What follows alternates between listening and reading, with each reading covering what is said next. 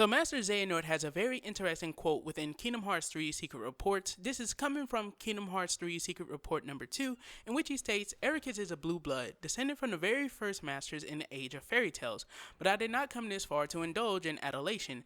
I will be his peer, his equal, and to do that I must learn to wield the power born from both darkness and light in proper balance. Xehanort. So it reveals it reveals to us that Eraqus is actually a descendant of the foretellers. So if you're wondering how we know it's the foretellers, if you go to the secret reports 11, 12, or 13, or if you read all three of them, then of course you learn from Lushu that the union leaders are not named masters just because they're union leaders. They're just the union leaders. So of course, with that being the case, that leaves only one set of masters in the age of fairy tales, the foretellers, because no one else was named a master. Your player character is never named a master, and of course, apparently, the union members are never named masters because the union leaders would definitely be masters if they're supposed to take the mantle of course, the five foretellers. So obviously, there are no masters within Kingdom Hearts Union Cross. And with that being said, that only leaves the foretellers, as of course the Master of Masters wouldn't have, unless it could be the Master of Masters. But I highly doubt that. Lushu, I highly doubt that he would be. He could be his furthest descendant because, of course, the whole body swap and stuff like that. So it's possible. And then, of course, we have people who were thinking it was Master Ava, which is a high possibility because of the whole dandelion thing and her potentially surviving the Keyblade War, going off and doing her own thing instead of going to sleep like the rest of the foretellers apparently did. There's that situation too. So it could be possible that she is his furthest descendant back in time into the fairy tale era. And then, of course, there's also Envy, which I think is a nigh probability. As a matter of fact, I think we can probably honestly eliminate both of these characters. And the reason why I say that is because we know that after the Master of Masters disappeared, only a year passed before the Keyblade War started. And with that being said, of course, this eliminates the possibility of Ava or Master Envy carrying a child for 9 months. And we simply did not see that because we saw the characters, of course, during that year period. We saw Master Ava and Envy when, of course, the whole Dark Charity thing happens at the beginning, which I think is like a couple of months after the Master leaves.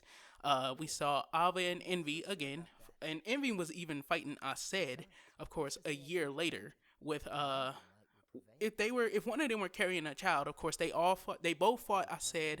So they fought Aced while they were pregnant, apparently, because of course, obviously, being a descendant doesn't mean he's exactly born from a foreteller, but it does mean that one of the foretellers had to have had a child that eventually started the lineage that became, of course, the lineage of Master Eraqus.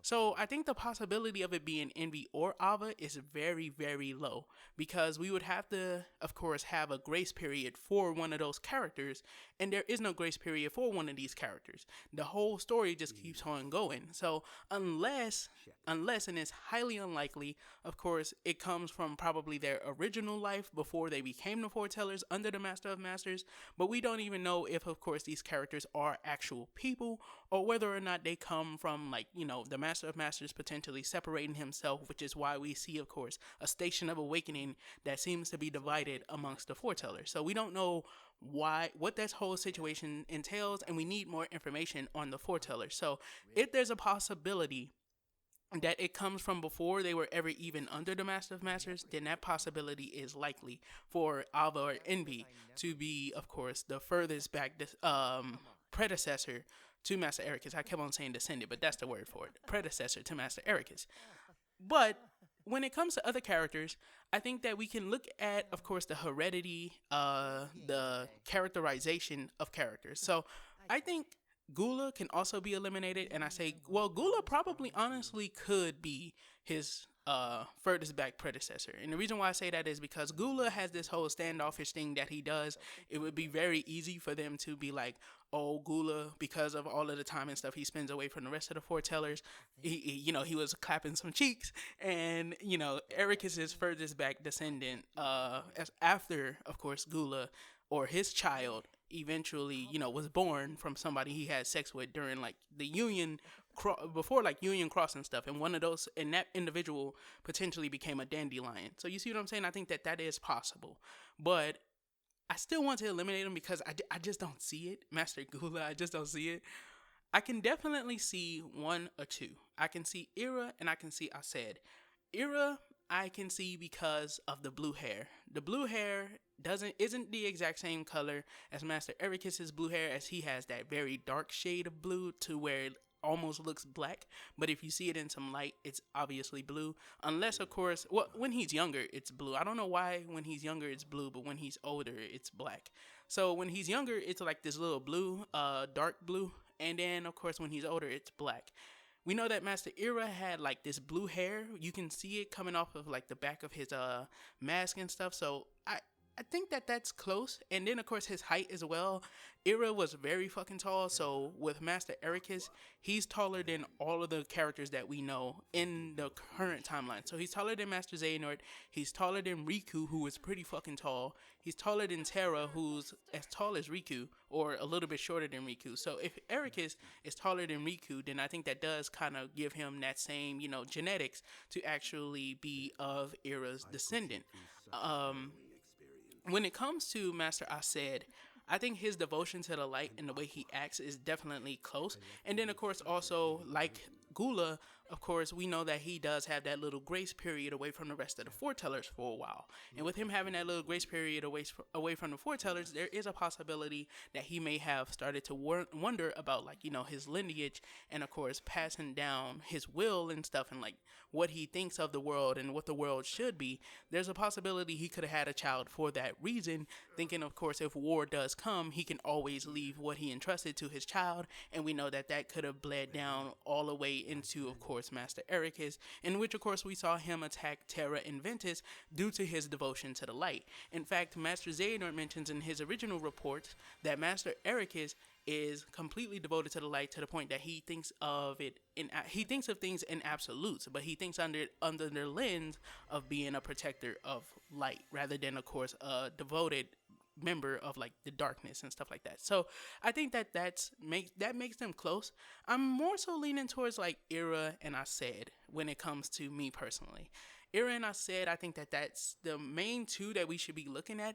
But of course, there are people who think about Master Ava, and again, it is definitely possible that it could be Master Ava, because where does Scholar at Kylum come from? Why is, of course, the ruins of the tower within Daybreak Town under Scholar at Kylum? All of these things seem to be close to someone who would understand, like, potentially you can change what Daybreak Town looks like, or they knew that Daybreak Town can be reformed or something like that. And obviously this is information that is reserved for those who reach the level of master. So if that's the case, then of course someone who reached the level of master in Daybreak Town is Scholar at Kylum, and it's like, if Scholar at Kylum is Daybreak Town in its reverted form with the power of the Keyblade, remember, Master Eraqus states that the predecessors of the Keyblade, meaning potentially it was the foretellers, came up with the trick of changing worlds using, of course, that world's Keyblade. So like Master Defender can change the land of departure. There's a possibility that there is a Keyblade that goes with Scholar at Kylum that can change Daybreak Town into Scholar at Kylum and Scholar at Kylum back to Daybreak Town. But with Daybreak Town being in ruin due to the war, it's potentially possible that maybe Master Ava did in fact turn Daybreak Town into Scholar at Kylum, probably grabbing, of course, the rest of the survivors potentially from the Keyblade War and taking those characters to Scholar at Kylum, starting this whole new branch of course, Keyblade wielders.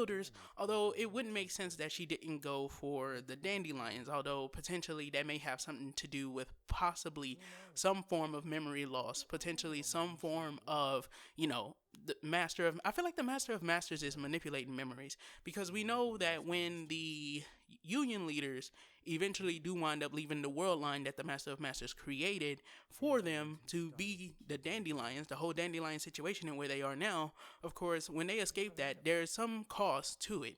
And that cost may be their memories. As we know, Marluxia, who is Lorium, doesn't remember exactly, of course, what happened to his sister. He doesn't apparently remember that he was ever a Keyblade wielder. of course, that obviously comes from the fact that he wasn't a Keyblade wielder before, and of course, they needed some reason to probably try and explain it. So I think that that's why they went ahead and did memory loss for all of these characters. And the same thing goes for Ventus, and of course, Subject X, who may be Scold, who may be Master Ava. They do not have memory. So whichever one you believe Subject X is, of course, they don't have memories either, and they obviously come from the age of fairy tales. But let me know who you guys think Master Eraqus is a descendant of. I'm once again going with Master Era or Master Amaziah due to his grace period away from the rest of the foretellers, and then Master Era also. The heredity, like the DNA, just seems like it's there. It seems like it's there. But thank you guys for tuning into this video. I hope you guys enjoyed it. I hope it got you guys thinking about the potential possibilities for the future of the series. Could Master Eraqus be showing up in the future to talk to his, of course, furthest back predecessor? Oh my god, yo, that shit is so hype. I can't believe that Master Eraqus could literally be one of the biggest key figures within Kingdom Hearts, dudes. But I'll catch you guys in the next one. This has been your boy Amaziah, and peace the heck out. What's left of me? What's left